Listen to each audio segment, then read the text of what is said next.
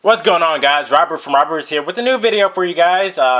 And this is relating to the new Monster Hunter that has just been announced.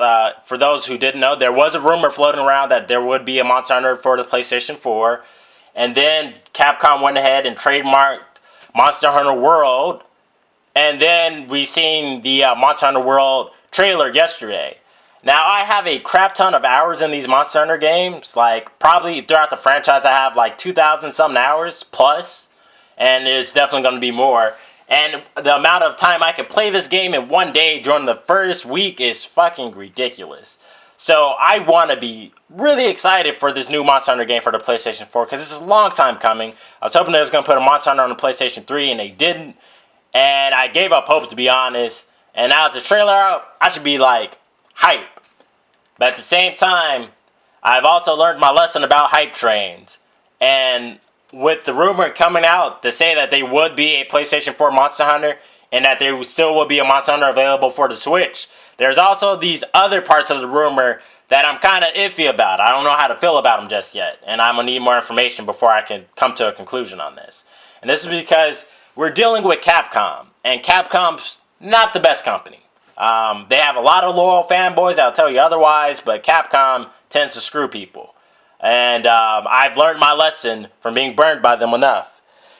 So, gamers tend to have bad memory when it comes to these things. And right now, we're back in Phase 1, E3, where there's announcements for games. And then after announcements, before the game's release, we have the hype train, where everyone hypes the game up to the moon. And then post-release, where games tend not to live up to people's expectations that they set. And reality sets in, and then we go back to E3, and it's a little endless waltz that gamers have. It's been happening for years, and people tend not to wise up from it. And yeah, some people are already throwing shade at Nintendo, even though they've been treating the IP with respect with the games they have been making. They haven't always come to consoles, but the games that have been made have been quality games. If they just port them to consoles, I think a lot of people would be okay with that. And this is because Monster Hunter is typically made on handheld, so they try to pack it with a lot of content. But the PlayStation 4 is not a handheld, so will they still try to pack this game with content? And when I'm looking at things like they're aiming it at a casual audience, I don't know exactly what they mean by that. And for example, if you were to take the Dark Souls franchise and let's say they announced like a Dark Souls 4 and they said they was aiming it at the casual audience and they was going to strip some of the hardcore mechanics, Dark Souls fans would feel a little bittersweet because they don't want to see exactly what they mean by that. And that's exactly how I feel at the moment. Because people know Dark Souls 4's difficulty, but Monster Hunter is way more difficult than Dark Souls, in my honest opinion, after playing both.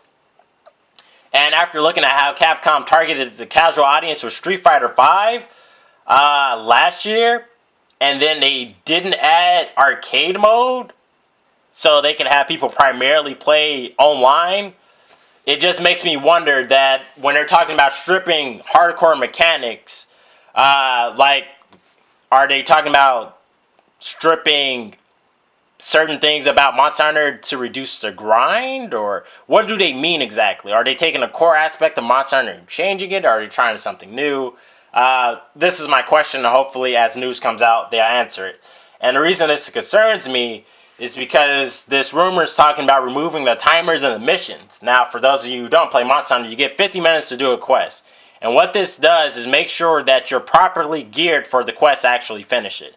So that way you don't go fight an end boss with like initial gear and just try to slowly whittle it to death. Like, you actually have to be doing a competent amount of damage in order to complete the quest, get the rewards, get the gear. And removing the missions, and they're talking about quests with missions, we're potentially talking about cutting a lot of the content from the game, because the bulk of Monster Hunter is doing your key quests and working your way up to high rank to G rank to unlock all the monsters, to unlock the equipment and weapons, and event quests kind of add on extra stuff to you to do once you do that. So if you're talking about removing those, what's going to replace it? That's my question for that. And when we're talking about open world, will it be an open world like Final Fantasy 15 and Destiny are open worlds, where it's like this big, vast area you can go explore, but it ain't nothing there? So, that's something that I'm worried about there. And like I said, with them removing missions, or if they're saying they're taking away quests, do we have to wait for monster spawns? Like, do we have to go to a certain area to wait for a monster to spawn for you to kill and then carve?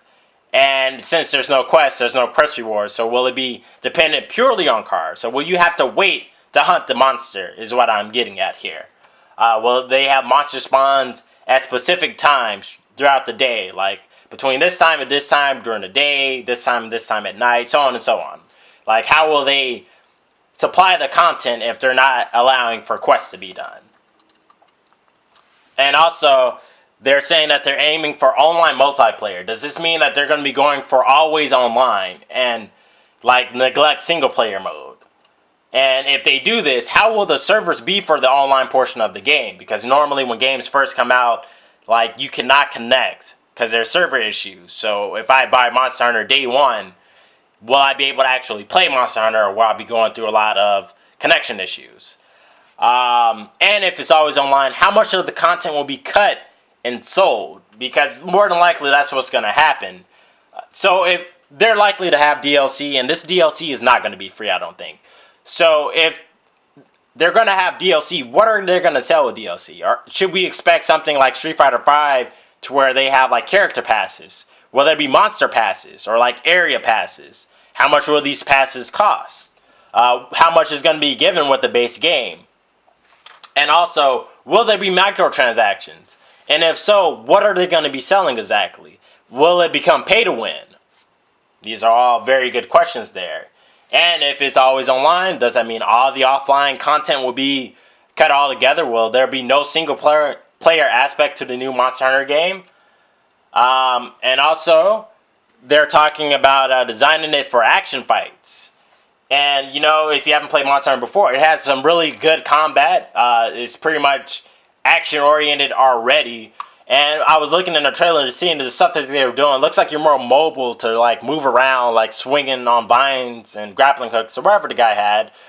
Kind of like mounting with Monster Hunter 4. But should we expect the Resident Evil treatment to where they kind of move from their original concept, in Resident Evil case of survival horror, and then slowly make it into an action game? Will that happen to Monster Hunter? And if so, how will it happen? They're also talking about QuickTime events being integrated into Monster Hunter's combat. And I'm not sure how to feel about that, because when they brought in mounting with Monster Hunter 4U, it broke up the flow of combat for people who wasn't on the monster. So if there's a QuickTime event happening in this new Monster Hunter game, what will the other players do while this is happening? Do they just have to stand and watch, or what? And they're talking about stripping some of the more hardcore mechanics. I don't know what they mean by that, so I don't know how to feel about when they say that, because in the past with Capcom, like with Devil May Cry, they took the complex combat system from Devil May Cry 4 and they simplified it with DMC and made it play like Heavenly Sword. So are they going to do that with Monster Hunter so they can try to appeal to casuals, is what I'm asking there. So yeah, those are my initial questions and concerns in regards to this game, and why I can't just get hype. Because I need answers before I can, I guess, devote myself to this series. And when I say devote, I mean it. Because, like I said, I have over 2,000 hours in the Monster Hunter franchise. And in each game, I probably put in about at least 300. For each and every Monster Hunter title, I have at least 300 hours in each one. So when they're saying they're targeting the casual audience, I know for a fact that the casual audience is going to play for a little bit, then they're going to move on to the next big thing. But it's going to be the diehard Monster Hunter fans that remain, and they're going to continue playing. And I hope what they provide is enough content to keep their loyal diehard fans happy. And if not, that could potentially be an issue there. And the reason I say this is because the PlayStation 4 trailer, it looks amazing. It's beautiful. Beautiful. However, if they prioritize graphics over gameplay and or content, then it's not going to be a lot to do. And if there's not a lot to do in a game, then, well, people won't play it long. see Destiny when it first came out. We had a game, it looked good, gameplay was fun, but you just ran out of stuff to do, so you left. So hopefully the PlayStation 4 version doesn't do that. Hopefully it learns from Monster Hunter Tri's mistakes. Monster Hunter Tri was a great game. It just lacked content as a Monster Hunter game. So I want to have faith in the Monster Hunter team for this title. And part of me does, but I also still know that it's Capcom. The good thing is that either way, Monster Hunter fans win because they get to experiment with this new Monster Hunter on the PlayStation 4. And they can still keep the classic formula on the Switch version and the handheld versions. And since we're talking about the handheld versions, let me go ahead and just go ahead and call out some Sony ponies right quick. So like when I go to the comment section, and you guys will see this as well if you go to any comment section in regards to this new Monster Hunter game, you're going to see some comments saying that the Monster Hunter franchise is returning to where it belongs on consoles or whatever. And to say that just shows how ignorant that individual is, because a lot of the advancements in the series has been done on handhelds. And the handheld games have had a crap ton of content, and they've been quality entries into the series time and time again. So to just dismiss the handheld game as having inferior graphics, and then assuming it's an inferior game because of that, and now that it's on a quote-unquote real console, it's going to be better, you might be surprised with what you get, because it's kind of like the Aladdin thing with the genie. You get the amazing powers, but you get everything that comes with it. Because it's on the handheld, it's not really a crap ton of DLC, microtransactions, season passes, so on and so forth. So you get your full game. But, quote me on this, since it's on a console, since it's on a PlayStation 4 and it looks that pretty, it probably costs a lot. So Capcom's going to want to make some of that money back in extra ways. So they might, like I said, cut content, sell it to you as DLC. There might be season passes, might be microtransactions to make up that difference. And when you look at the other games that are out now on the PlayStation 4, you see that. So I wouldn't be surprised if Monster Hunter took this route. And I've been planning, or rather preparing for this to happen to this franchise, and seeing where they go with it. But at this point, the only thing we can do is wait for more information. Honestly, it's a great franchise for anybody who's interested. The community's pretty well as well. Some cool people there. You get a couple of douchebags here and there, but that's like every community. I'm excited, but I'm not going to jump on the hype train. I'm going to proceed with cautious optimism. The game looks good from the trailer. I need to see gameplay, and I need to know about what they're going to do with the actual content of the game. Once I know that, then I could actually get hyped. But until then, I'm going to reserve my judgment.